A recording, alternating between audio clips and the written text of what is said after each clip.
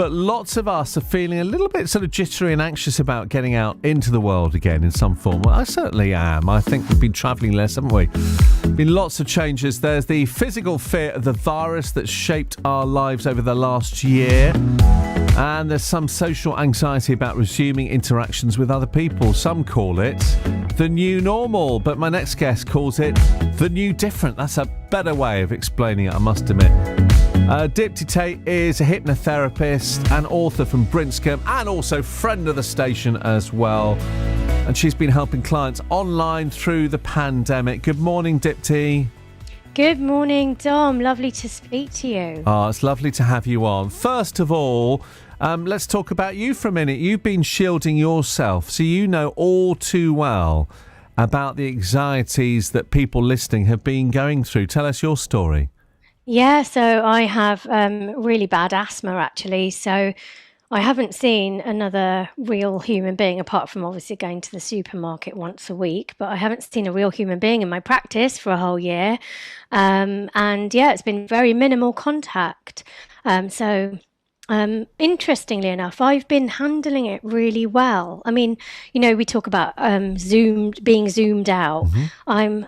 I'm only starting to feel slightly zoomed out, but you know, I know that a lot of people are feeling like everything's been online, hasn't it? And yeah, they have. Yeah. But I can understand what you're saying, because I've been working quite a lot from home as well, you know, producing shows and doing this, that and the other. And I must admit, I've got a garden. It's a garden office, but everyone in my family calls it the shed. But it's got electricity and internet, all of that sort of thing. And I must admit, not having the social contact, I've really missed it. But you know, coming in today, I'm not in as much as normal. It's quite a big thing for me to see people and chat to people around the office, obviously, you know, safely and all of that. But there are sort of dynamics that we're only just sort of realising now. Yeah, exactly. And also the interesting thing is about talking to people through a mask, and actually we're not getting the visual cues that we normally would subconsciously get. And that is actually quite a really thing to talk about, because if you think about how we take our cues from people, we're looking at tiny bits of, you know, expression on their face. And if you're not really seeing somebody's face, there's this thing in our brain called mirror neurons. So very quickly, we kind of gauge how we feel about that person, about how that interaction is going, how the communication is going. And so if somebody's face is overly smiley and happy and, you know, interested, then you're more likely to trust that person. You feel better in their company. You feel safer, essentially. But if you can't see somebody, you just don't know how they're thinking, how they're reacting. And that in itself, you know, can cause a lot of subconscious anxiety in the system. Yeah. And actually, we should say we can see each other now because Yes. You've got an amazing sort of words behind your head. Just tell us what they say. They say, be the change that you want to see in the world. I love that. I love that on your wall. And obviously, that's your sort of mission statement for the Cotswold practice that you run. And I think the fact that I can see you, you can see the fact that I've had a little bit of a hair trim thanks to my 14-year-old son, Charlie. So I'm feeling a little bit better today, because a couple of days ago, it was all matted. It was horrible. So for you, these little changes in our lives make a big difference at the moment, don't they? They do. And as you said at the beginning, you know, we're not going into a new normal. There is nothing normal about what we are entering into. You know, none of us have really been in lockdown at all, have we, in our generation, in our life? Unless you've obviously been locked down in another way. But generally, you know, as humanity, we've never had this before. This is all very new territory. Things have changed at an accelerated pace. You know, things have changed significantly. We haven't had time to prepare. And actually, what we've been doing really is just playing catch up with the changes. You know, we don't really have, as you said at the beginning, we didn't have a roadmap. We still don't have a roadmap. And really, it's about recognizing how we can go into this new different with a wholesome mindset.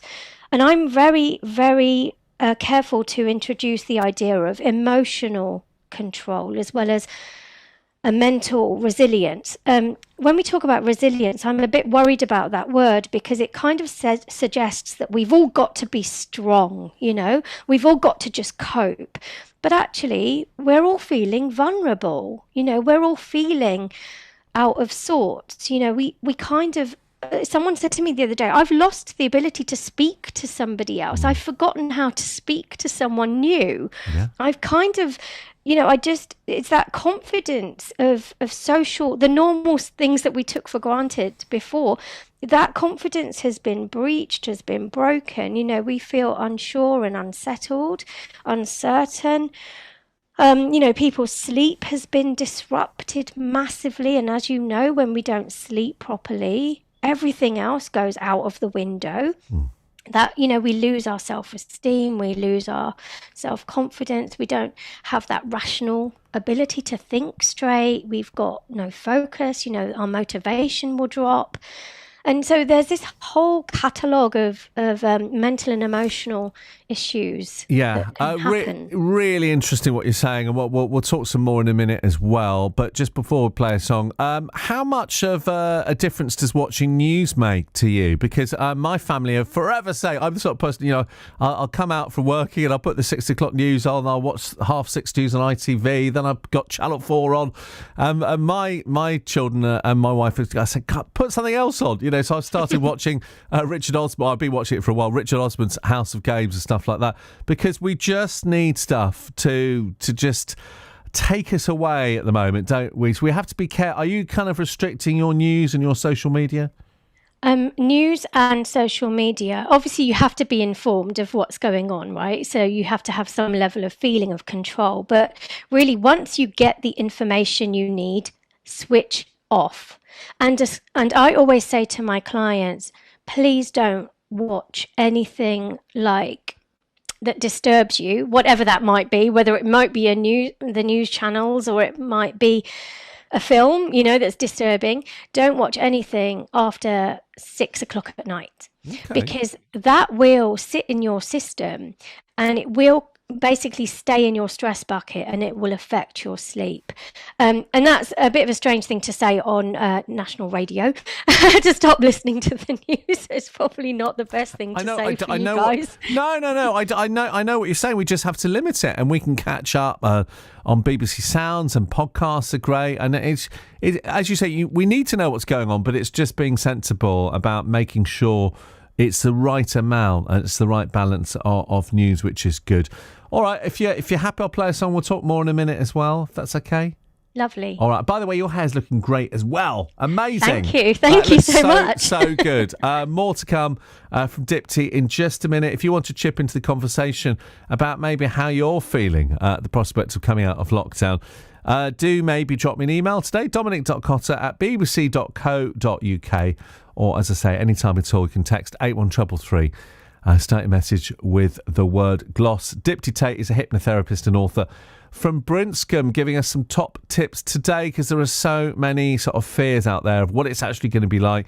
And in sort of most cases, hopefully it'll be a positive experience. And I guess if you've had the vaccine as well. Actually, have you had the vaccine yet, Dipti? I've had my first dose, yes. Great. And does that make you feel much more reassured? Because I haven't had mine yet. Does it make a big difference? Psychologically, yes, it does make a little difference. Obviously, when I've got the second one, I think I will feel like I have a superpower. Yeah, proper superpower then. All right, more from Dipti in a minute. Climax Blues Band couldn't get it right. It's BBC Radio Gloucestershire. It's Dom on the air till 2 this afternoon. Time was drifting. Like again, and we'll be able to go to gigs again, and hopefully festivals are going to be on this summer as well. But actually, that is not the whole picture, because there's so much social anxiety around, and loads of people are talking about it, obviously, on social media. Dipti Tait is a hypnotherapist and author from Brinscombe. She's been helping clients online through the pandemic. This is something we've got to talk about, but because when we talk about anxiety, we're talking about different levels. Some people are at a much higher level of vulnerability. And I'm alluding to the fact that, a lot of people have been talking about literally ending it all. And that's something that you've been trying to persuade people not to do. This has been tough for you as a hypnotherapist. Yeah, I have seen over the course of the whole pandemic, I added it up and I was actually shocked at the statistic, but I've seen 104 clients who have had suicidal thoughts. Yeah, so Wow. it's been a pandemic in itself, a mental and emotional health pandemic. So that's why I'm really, really keen to highlight this issue. But you'll be pleased to hear that they're all alive still. So that's a good thing. Yeah, I mean, obviously not breaching confidentiality, but, roughly what's the age range of people that have been in contact with you, roughly? And that's the surprising thing, Dom. It's not an age range. It's variety from teenage all the way up to, grandparents. So really the themes are the same, social isolation, not being listened to, not being heard, fear, extreme fear, confusion, anxiety, panic attacks, self-harming. I mean, it's just, the list is quite endless, really. Yeah. I suppose the interesting thing is somebody that's come to you, hopefully for help, or has been referred to you for help, has acknowledged they've got a huge issue, and hopefully you intervene in time. But I don't know if you saw there was the Roman Kemp documentary a couple of days ago on the BBC iPlayer, the Capital Radio presenter, of course, Roman, who lost his really good friend Joe, his producer, I think it was last summer during the first lockdown. And I just could not believe how this had come about, because they'd literally been playing football in the sun a couple of days before. No, he was happy-go-lucky, and clearly he'd not gone for help, and nobody realised there was a problem. And those are the sort of people that slip through the net, aren't they? Yeah, and that's why I'm really grateful that people, when they come into my practice, I know it's going to be okay, because they've asked, they've had that courage to just say, I'm not doing great, and that's my mantra really, is please, whatever you're feeling, there is help out there. There is, please don't feel alone. There is so much help out there. You just need to look for it and just reach out to somebody. Somebody can always point you in the right direction. All right, let's just talk about young people for a minute. My son's 14. He went back to school the other day. Could not wait. He's back, I think, 3 days a week. I think he's back. He's absolutely loving it.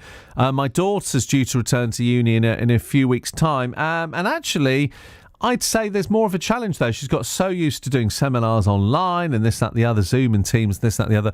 I can tell she's quite anxious about the prospect of going back to uni, because she, hasn't particularly got to know people on a course, because very much sort of locked down in a way. Is that something that you've been finding in your own life as well?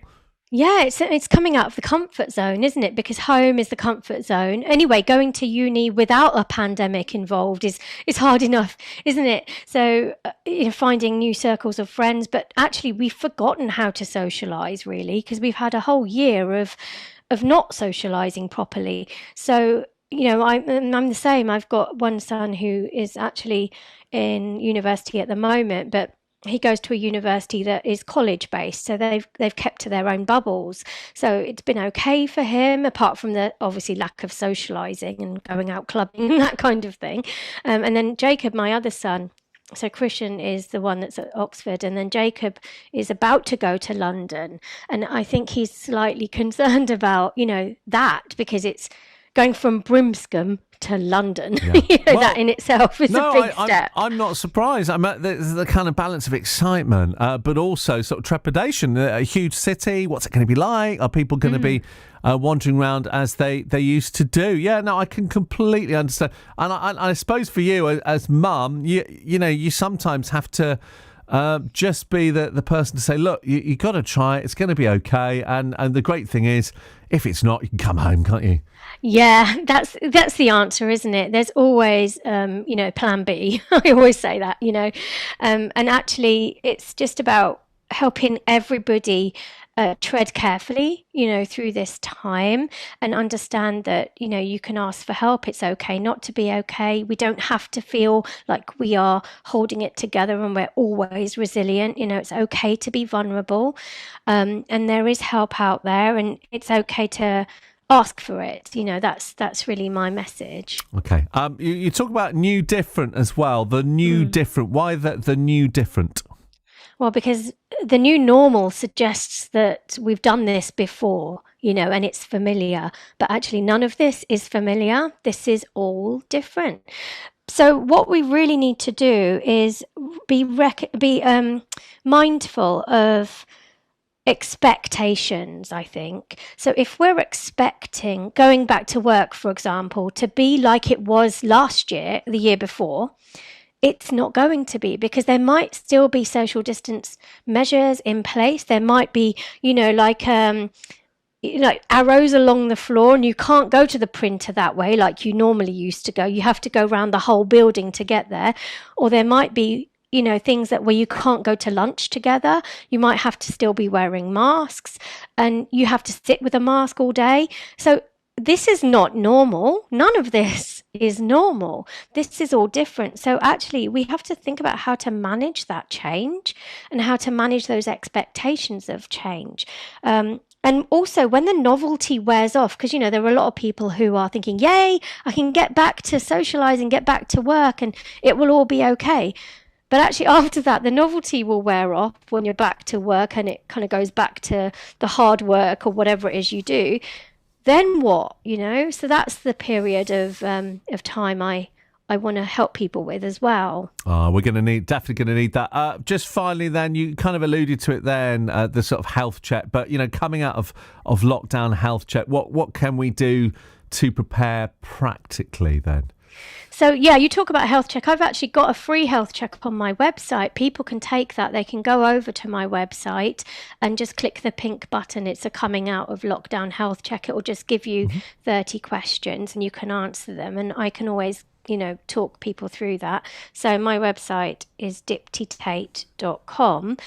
And I think there are 3 things that we can really just take away from this. It's about remembering that good sleep is your key sort of thing to aim for, because that's your emotional balancer, so then you're not going to feel hugely emotionally overwhelmed. Remember, it's okay to ask for help. There is support out there. Remember, it is a new different. It's not a new normal. So let's prepare for the new different. You will have managed expectations that way. And yeah, we can all get through this together. We're all in the same. I'm making notes about good sleep, because my family, if they spoke to you, I drive them mad, because I kind of doze on the sofa, wake up, then I watch Newsnight, then about 1 o'clock in the morning I get to bed. But I make a note of that. New different. One other tip before you go. Basically, remember that our emotions are there to help us, not to bring us down. So we just need to find a way to control our emotions in a way that serves us rather than limits us. Okay, and we need some laughter in our life as well, definitely do. Which is kind of quite handy that it's Comic Relief Day, Red Nose Day. So hopefully that'll all cheer us up on the telly. A little bit later on. It's been really, really lovely catching up with you today. I really appreciate you being really honest about that. And it seems like you've helped so many people. It must be incredibly rewarding, your job. And you're not going to be getting back to your job because you've been doing it for the last year. So yeah, I'm staying the same, doing the same thing. I look forward to having real life people in my practice, though. That will be nice. I get that. DiptiTait.com. Many thanks indeed. It's been an absolute pleasure today. Really appreciate coming on. Thanks, Dom. Thank you. It's 24 minutes to midday now. Just having a quick look at the roads. Obviously, essential travel only, as you know by now.